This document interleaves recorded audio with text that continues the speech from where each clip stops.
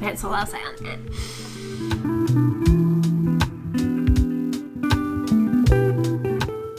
Kia ora everyone, welcome back to my channel. My name is Renee and today we're doing my September reading wrap up. I have no idea how September went so quickly, but I guess that's what being in lockdown does to your sense of time. It completely disintegrates it. I read 5 books this month though. That's above average for me, so happy about that. And there are some great books in this pile. Some definite new favourites as well, so I'm excited to share those. Okay, let's get into it. The first book that I read this month was Passing by Nella Larsen. This is a book that looks at the act of passing from a black woman passing in the white community as a white woman. The idea of passing was something that I had never heard of before until I read this book, but it felt like a very nuanced and honest look at it, and the effects that it can have, the ramifications that it can have, the idea of what defines identity and race were also questions that I felt like this book brought up. The story is set in 1920s Harlem, New York, and we follow 2 female characters, both black, light-skinned women, so both have fair enough complexions that they are able to pass as white. Irene is a housewife. She lives in Harlem with her husband, who is a successful doctor. She would be a part of, I would say, middle to upper class, and has orchestrated and created this life for her family. And then we have the character Claire, who is a woman who has had a hard life. She grew up in a broken family, and was orphaned at quite a young age, and was often looked at by other people within the community as someone who, a bit of a misfit, and someone who pushed the boundaries. These women meet each other after years of not seeing each other. Irene learns that Claire has been passing as a white woman since she last saw her. Not only that, but she has married a white man who is extremely racist and has a lot of hatred towards black people. This is something that completely disturbs Irene. She finds Claire's behaviour and actions very dangerous. She doesn't quite understand what the motives are, other than social and financial gain, being secure.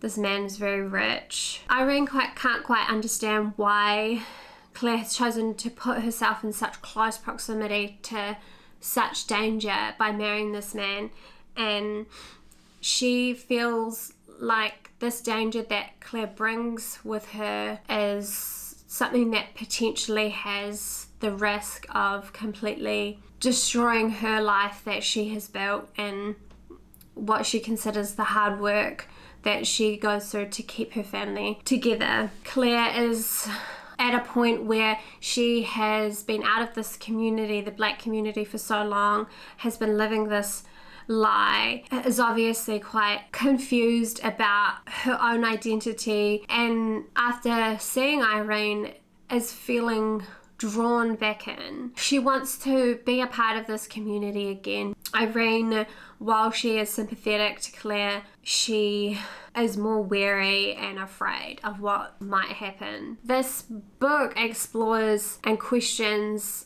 identity and how we define it. It has a really great introduction that talks about the setting and this idea of passing in literature, and how this was one of the first kind of successful books that wrote about it in a way that wasn't just black or white.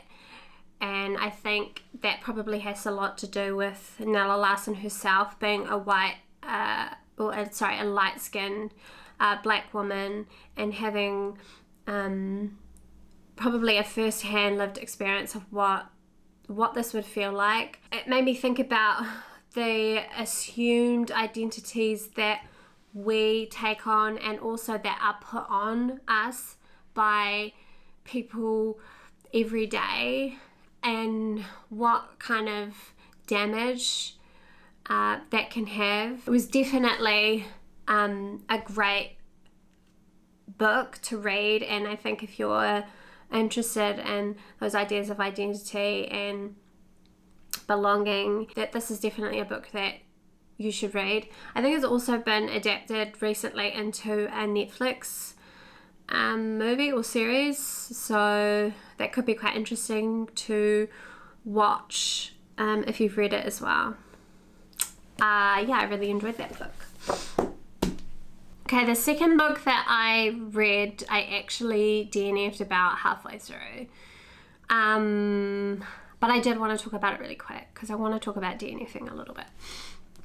That book was Things I Learned at Art School by Megan Dunn. Megan Dunn is a New Zealand writer and video artist.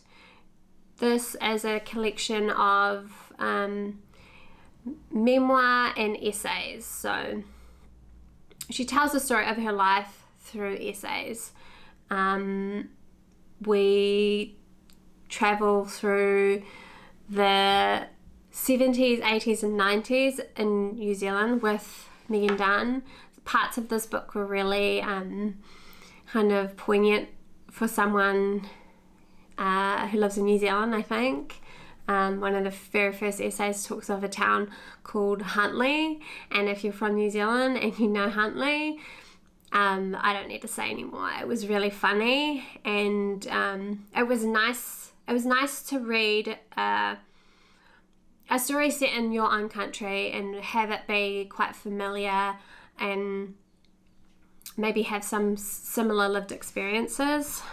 It's very hard to critique someone's life, so I'm trying to look at this from a really critical point of view, and I want this to be a good practice for me to be able to talk about books that I didn't necessarily get along with, but in a way that's not just me saying I didn't like it.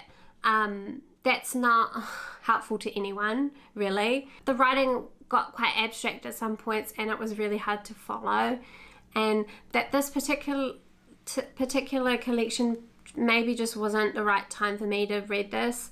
I understand the tone of it a bit more, so there could be a time where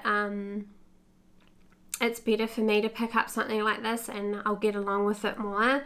It's a book that on paper is like right up my alley, but yeah, it just didn't quite get there for me. A lot of the more light-hearted stuff just kind of went a bit over my head and was maybe a little bit too abstract for me. Also, thank you to Penguin New Zealand for sending me this copy. The next book I read was Harlem Shuffle by Colson Whitehead.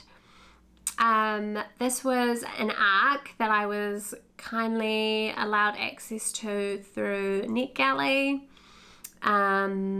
It can be described as a crime, thriller, historical fiction romp.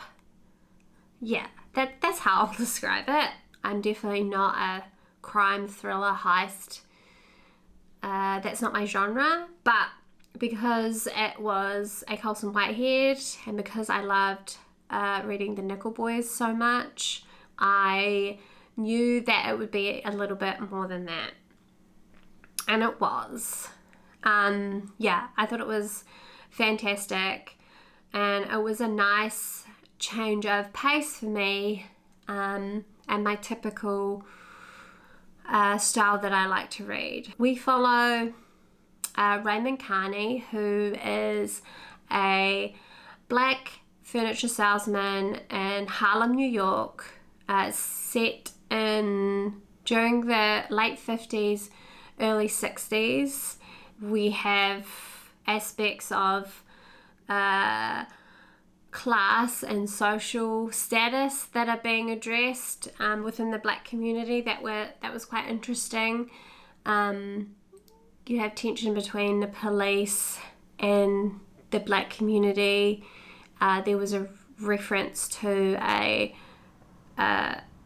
shooting event that happened where a police officer shot a young schoolboy, and the result was one of the many Harlem riots during that time. And even though it's there's this real heavy tension, the story itself, you're focused on this man who is trying to live a straight and honest life, but keeps finding himself in these caught up in these small crimes, and then eventually these quite big heists. Colson's use of language and colloquialisms speak of the time really sets the tone and culture for the book as well. I found myself really enjoying it and really getting caught up in the thrill of reading something that had a plot, had a tension and a storyline that you're following, and these characters that you're invested in and you want to see them win. I really thought that it was a fun wee read. The next book that I read was Motherhood by Sheila Heti. Now, I have been wanting to read this book for a very long time. The subject of motherhood is something that I am very interested in reading, both in fiction and non-fiction, and I was super keen to pick this one up finally. I read this with Jessica from Jessica's Book Stack on Instagram, and we're going to chat about it in our boozy book chat. So I probably won't talk about it too much because I'm keen to get into that conversation, and I want to save as much as I can for that, but I will give a quick overview and then a quick couple of thoughts of how I felt. So this book obviously deals with the topic of motherhood, and in it the story is being narrated by a unnamed narrator who is about to turn 40. She is a writer, and she is very much grappling with the idea of if she wants to become a mother or not. She is questioning the topic of motherhood and how it relates to her own mother, the topic of motherhood and how it relates to her ideas of what it means to be a mother, to be mothered, to be a writer, an artist, and a mother. She really questions everything. No stone is left unturned. No question or scenario is left to ponder. She spends a lot of the book just thinking, which I can appreciate when it comes to this topic. It's something myself I have spent much of my adult years questioning, pondering, wondering, grappling with, and I don't think it's something that I will ever stop questioning. I think that this is a brilliant piece of writing. There were some really, truly just phenomenal passages in this book. If you're a woman, you should read this book. If you're a mother, you should read this book. If you're not a mother, you should read this book.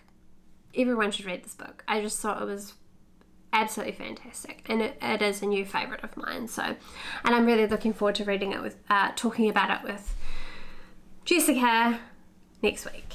The next book I read was Homegoing by Yaa Gyasi. I read this book with Sophie from Golden Hour Books. It was a fantastic buddy read. We read a set number of pages each day, and that meant that we were able to kind of talk about the book in real time as we were moving through it. She was a great person to kind of explore things, critique things, be quite open and honest about what we were experiencing while we were reading it, and I loved this buddy read. It was great. Thank you, Sophie. The story of Homegoing is a multi-generational family saga told over 300 years about the effects of slavery on these two families.